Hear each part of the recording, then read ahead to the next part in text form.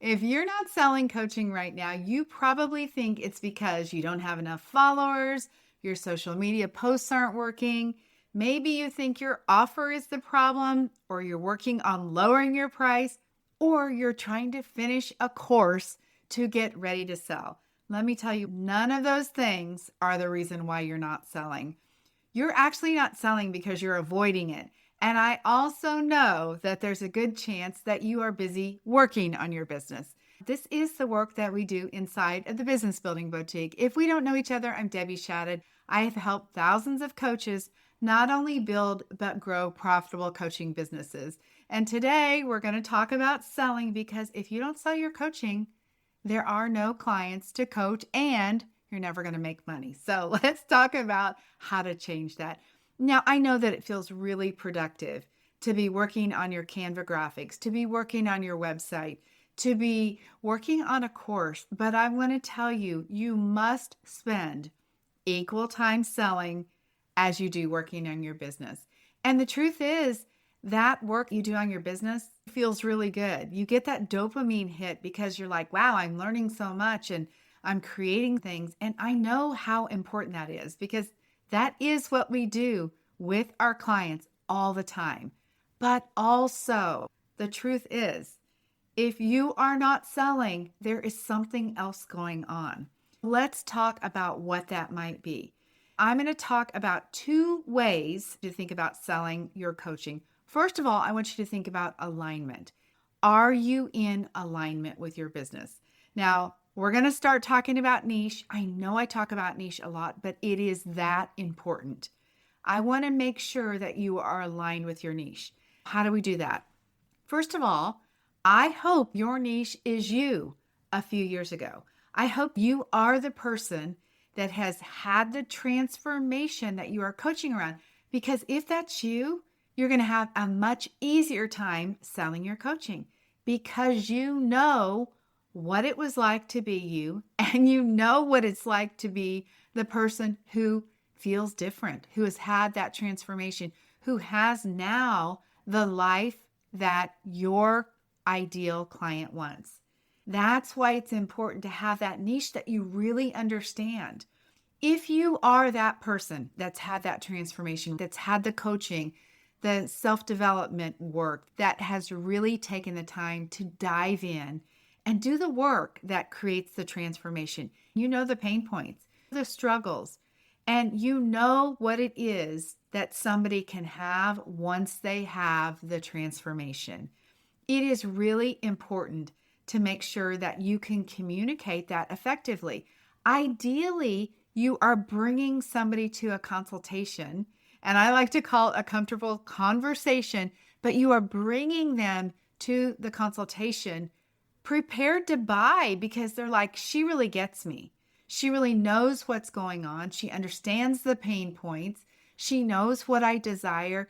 And she's painted this picture of a transformation that I really want. I can see what I'm missing out on. One of the great things about you really knowing your niche clients so deeply is that you want to connect with people. It's like there's this trust that is being eroded in the online space because all of this AI stuff, and now there's AI twins. People don't even know who they're talking to. But when you really understand your person, and when you can talk about what your situation is that connects with a client, that is speaking to those things that your person is worrying in the middle of the night, that's when you build trust. That's when somebody can say, that actually really is me, or she really does understand me. So please make sure that you have that alignment. And it doesn't just start with a niche. Alignment is also with a brand image that you display. That's why so many of us can coach around similar things, and you will attract your ideal client. They are attracted to you by your image, by your essence, by your presence. Then we talk about that marketing message, that whole message that you are building your business around. Somebody is connected through that. Again, that's another piece of alignment. Then we talk about your offer and your price. All of that is in alignment with your niche, your branding, your marketing message, your offer, and your price. You have to be in integrity with those. You have to feel good about those. You have to know that what you're offering is worth the investment of somebody to pay you for coaching. You have to be coaching on something that you know you can do well. Now, granted, I know that you haven't had a lot of practice at this point, or you wouldn't be here listening to this. But to find something that you say, you know what? I know more than that person about this thing, and I know I can help them. I've got the life experience, the coach training, whatever it might be, to be able to help them go from here to here.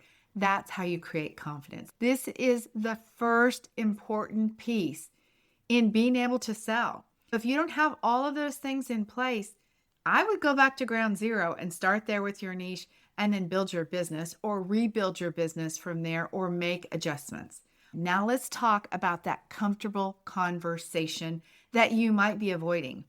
You might be avoiding this conversation or consultation because you're like, I don't like selling. I feel pushy when I'm selling. I don't like to be sold to. I don't want to sell. What is your story around selling? Because we probably need to clean that up first. Maybe you should think about a great experience that you've had when somebody sold you something. What was that like? I'm going to bet you would say, I felt comfortable. I felt like they spent the time to hear me, like they answered my questions. I felt like I could trust them. How do you create that for somebody coming into your business? How do you create that kind of presence that somebody's, wow, I do trust this lady, or I do feel comfortable with her, or I do feel seen, I feel heard? What do you need to do to have somebody experience that with you? And then also look at what you don't like about selling. And then whatever that list of things is, here you get to decide how you want to sell. Now, I do want to encourage you. Selling does involve you asking for the sale. It does involve you collecting money, or else it's not selling. You have to do those things. But when you love your niche, when you know that transformation is so good, you can begin to reframe that and say, look, I know what is on the other side of them working with me. I believe that coaching is priceless, but how do you put a value on the transformation that you provide when you're really clear about that? When you think through it, maybe even just journal about this, like what happens when somebody has the transformation that I can provide? How does it affect the person who has the coaching? How does it affect their kids, their spouse, their partner, their social life, their health, their career? Think of all the ways their life is changed. Try to put a dollar amount on it if you can. This is an incredible exercise that you can do to really prove to yourself the value of what you have to offer. I also love to tell people to make an evidence bank. This is evidence that your coaching works. Even if you have not actually been paid for your coaching, I'm going to bet over the years you've been told many times, like, you're really good at this. The advice you've given me is great, or you're really good at helping people. Or maybe you've had people engage on social media with you, or you did some practice coaching that somebody loved. Whatever, that is your evidence bank. Every time somebody follows you on Instagram or wherever you are, that's evidence that somebody's interested in you. Write that down so you can prove to yourself, and we know that's going to show up, that what you're doing really is of high value. Let's talk about competitors for just a moment, because if you have a lot of competitors, that's good news. Don't worry about the competition. People are attracted to you because of your niche, your brand essence. There's always plenty of space for you. Let's talk about this comfortable conversation that you're going to have with people, what that's going to look like. And let's assume that you are bringing people in to the consultation, understanding something about you, that they already have some trust for you, because that's created from the very first moment they engage with you. In this comfortable conversation, you're first going to have that get to know you section. You're going to find out what's happening for them. Tell me how we connected. It's good to know how much they know about you before you start asking them what's going on, because that helps you know how much you're going to need to explain about your services, about your coaching. Maybe they were referred by a friend and they already know what you have to offer, and they're nearly ready to buy when they show up on the call. That's very possible. So find out, how are we connected? Then you want to go in that discovery phase. This is what I think makes the coaching that I teach different. I like to think of my selling as authentic selling, where you, again, have a comfortable conversation to help somebody discover for themselves why they need to hire you. The second phase of your conversation is to have this discovery time where you're asking questions that help them see for themselves. She is asking me questions that are revealing some things to me. I'm seeing some things that I didn't notice before, or I'm answering questions that are showing me that there's a gap, like that I have some issues, or that this is a problem, or that I do need to work on this, or that I do need support, or that I'm not meeting my goals because of this. However you ask those questions, it's to show them for themselves where the gap is. Then you're going to move on to talking about what this rainbow result is. I like to think of that as the pot of gold at the end of the rainbow. After they do coaching with you, what is available to them at that point? And that's that painting the picture of what they desire, but you do have to find out what they actually do desire. So often people have no idea what they desire. They really don't know what it is. If you ask them, hey, tell me what it is you want, they're like, well, there's a lot of that kind of hem-hawing around. If they know, then great. If they don't know, then there's an opportunity for you to ask my favorite question, which is, if I run into you a year from now, and everything about this situation is better than you could have ever imagined, tell me what it would be like. Like, we sat down and had some coffee. Tell me what you would tell me. And that gets them out the facts of what their goals are into Storyland. And they begin to tell you about what it is that they want. You can ask further questions. How would you be feeling? And what would you be doing? And what would you look like? It depends on your niche. But this is a great way to find out what it is that they really want.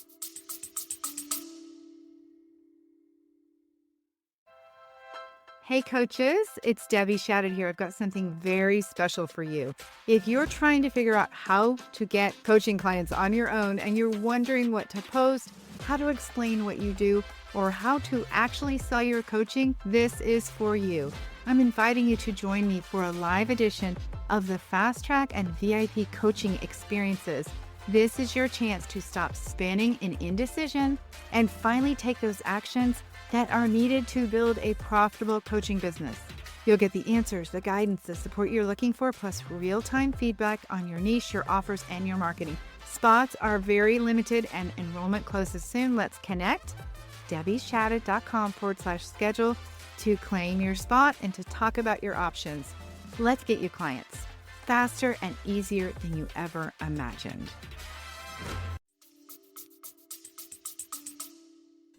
At this moment, once you have gone through the pain points, you know what their problems are, you've discovered what they want, I want you to do a recap. This is basically like you would do a life coaching call. You do a recap. Okay, this is what I understand. Am I missing anything? Is there anything else that you'd like to share? It's just like that conversation where you mirror back what somebody just said, and now they're hearing it back, which is also evidence to them. Oh, this does sound worse than what I was thinking it was, because you just painted the picture back to them. You've reflected back to them what they said, and then they get to add to that. Like, yeah, oh yeah, this is something else I should add. That always happens. That's what I find to be the case. Now we've gone through that discovery period. At this point in the conversation, you might find out that you have the wrong person on the call with you. You might find out like, okay, this person needs therapy, not a coach. And so you want to tell them that. Based on what you're saying, I don't think I'm the right person to help you. This is an interesting idea because as new coaches, all we think is we're going to have a consultation and we're going to sell them. And you're not even considering that you might not want to work with them. If you hear a little voice in the back of your head going, don't talk to this person, she's going to drive you crazy, that's your clue to not make an offer to them. We always think we have to offer our coaching to everyone because of course they're here to buy. Guess what? You don't have to offer your coaching to everyone. Really, you're doing yourself a good deed and a good deed to them too if you don't offer coaching to them, if they are not a fit or if they're going to annoy you. Let's be honest. If there's somebody that you're like, oh, she's going to drive me crazy, but I've got to sell my coaching, then you probably shouldn't make an offer to them. And that's a time to just say, you know what, based on everything I've heard, I don't think we're a fit to work together. It's been super fun to talk to you, but I want to make sure that you get a coach that's best for you. Maybe you can make a referral to somebody else. Wish them well, give them a resource, tell them to stay connected with you, thank them for being there and for connecting with you, and then send them on their way. That's really doing them a favor, and it's doing you a favor too. If you get to the point where you're like, okay, I'm going to make an offer to them, then it comes to the point where you start to fill the gap. Now, I want to pause and say the reason why I'm talking about authentic selling is because I want to tell you about how I learned how to sell. And it was pushy, and it was convincing, and it was arm twisting. Those are all things that I don't want you to do. And I'm pretty sure they're all things that you don't like being on the receiving end of. Let me tell you about the way that I learned to sell online and why I'm passionate about having that comfortable conversation. I hired online sales coaches, and I actually worked with two of them. And although I had been selling my entire life and was very successful at sales, I somehow thought that selling coaching online was going to be different. And that's because I had watched YouTube videos about selling and heard about this. You have to have a script and you have to have this way of selling. And these coaches that I hired really taught me how to sell in a way that didn't feel like we were having an honest conversation. It felt like my only objective was to make money and sell a high ticket offer. I didn't like any of that. I only want to sell coaching to people that really want it. I don't want to make it all about the money. The money for me would come as a result of selling the right people coaching. If you feel pushy, you should check yourself. Why am I feeling pushy? That might be because you don't love your offer, because you don't like your price, because you're talking to the wrong person. But that's why I like to have this comfortable conversation. When I learned how to sell with the script from these coaches, we would get to this offer part of the sales conversation, and it would just get messy. It would turn into this thing where you're trying to convince them to buy, or you're trying to get them to ask you, desperately needing your help. And I don't like that. What I recommend, the thing that felt best for me was to say, okay, I hear where you're at. I understand your pain points. I see what you want. And now, if you believe you're a fit, this is an opportunity for you to say, you know what? I'm so excited because I want to share with you the way that I can help you. I know you. I know what you've been through. I know how to create transformation. And again, you want to choose your own words and help this be something that flows out of you easily. But I've got a signature solution for you. This is my area of expertise. I'm so excited about what can happen for you. Let me walk you through the process of how I can support you. That is so much more fun. And the other person is inspired then. They don't feel like, oh God, here it comes. She's going to give me the sales pitch. No, it's let me share with you how we could work together, what I could do for you, and then we can decide together if it's a fit. That is so much easier and will reduce that pressure that you feel. Have that explanation period of how you're going to support him. Make sure that you tie back into that initial conversation where they were sharing what the problem is. They were telling you why anything else they've tried hasn't worked. They've shared why it really matters. They have given you that information to help them make a good decision. They've shared with you the dreams, their desires. That's all part of what's going to help them make that good decision. You talk about what their life's going to look like, what the path to getting that result is going to be, and then you make the offer. When I say make the offer, you ask direct questions. You want to get a yes or a no. You don't want to just have somebody be hanging out there. Honestly, that means you didn't do your job on this sales call. Remember, you're only probably going to have one chance to get to this point in the conversation. That's not to say that you can't try to sell them again, but this one chance to really either get them to stick around for later to buy from you or to buy from you right then. It's important to say, I want to talk to you about my offer. You make the offer and then you say, okay, this is how we move forward. You present the price and you present it comfortably and confidently because you know that it's a price that you feel in integrity with. I'm going to pause for a moment and tell you this was a massive mistake that I made. I listened to this sales coach that I hired. She said you should sell high ticket coaching. I suggested a price that I felt good about, and she said, "Oh, no, you should be selling it for more than that." I believe what she said. I did not trust my own gut. And every time that I offered the price, I felt yucky about it. I had a bunch of back talk, a bunch of chatter going on in my head, like, that's too much. You shouldn't be charging that much. And I made a mistake, and it cost me a bunch of sales. And here's the deal. Maybe I sounded great on the call when I presented the price because I'd practiced it. But the truth is, people can sense when you have a disconnect.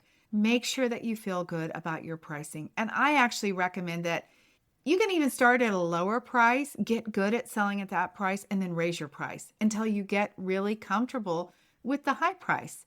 That is actually probably, at least my experience was, how you might sell your coaching better. Once I lowered the price to where I felt comfortable, I sold to practically every person I talked to. It was that easy when I was in alignment with the niche, the offer, the price, all of it. Make your offer, tell the price, and then wait. You've said the price and they have to process it. And they might say, "Oh," but you don't need to read anything into the "oh." That "oh" is just a word. It doesn't mean that they're saying you're too expensive.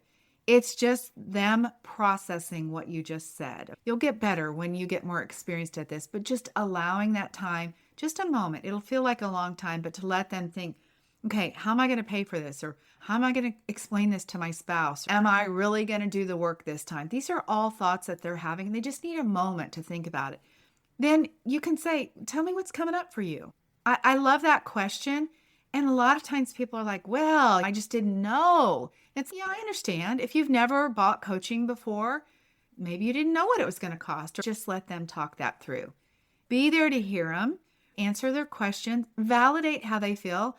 I remember saying to people plenty of times, yeah, I get it. I didn't know what it was going to cost to hire a coach either. But once I did, it's a great investment. Expect a price objection and be prepared to answer it. I hope you never get one, but here's the deal. Expect it and be prepared, because we want to make sure that if you have that opportunity to have this beautiful sales conversation, you have this discovery period where they see what's going on. I want to make sure that you can help them through the objection. So there's going to be a potential price objection. There's going to be, I have to think about it. You want to be prepared to handle that too. How much time are you going to give them? Maybe you give them an incentive for getting started on the call so you don't have to follow up. Be prepared for every objection. If they have to talk to their spouse, I understand. That's a great way to answer that. Now let's talk about what they're going to say. Let me help you through that. What I typically find out is that the questions they say their spouse is going to have are the questions that they actually have. A lot of times when I say, let's work on answering those questions together. Let me answer those questions for you. Let's get you comfortable. If you really want to move forward, have that conversation with your partner, your spouse, that you're able to answer those comfortably. And seriously, sometimes people say, you know what? I don't actually need to have that conversation. Now I'll just go ahead and pay. I'll explain it to him later. And it's because I answered their questions. Be prepared for those objections. Another objection would be time. I don't know if I have enough time. How much time is this going to take? Or the time to start this isn't right. This is why it's important for you to have written down why now is the right time, why they need your help. They've answered those questions earlier. This is when you go back to that and you say, now look, let's be honest here. We just went through this and you said now is the right time because of this. Tell me what's coming up for you. You can keep coming back to that same question. So make sure you work through that. All right, let's assume that you get a yes. When you have a yes, you should have a link ready to pay immediately. Get their first coaching call within 24 hours, I recommend. Set up so that the person doesn't go have that buyer's remorse of like, oh, great, I have to wait a week. If they can't get a call with you the next day, then say, I've got some homework for you to do. I'll check in with you tomorrow via email. Get them busy in the process. Get them started on their journey to the result that they're looking for. Get the payment, get them on your calendar, get them the Zoom link, make sure they know what to do.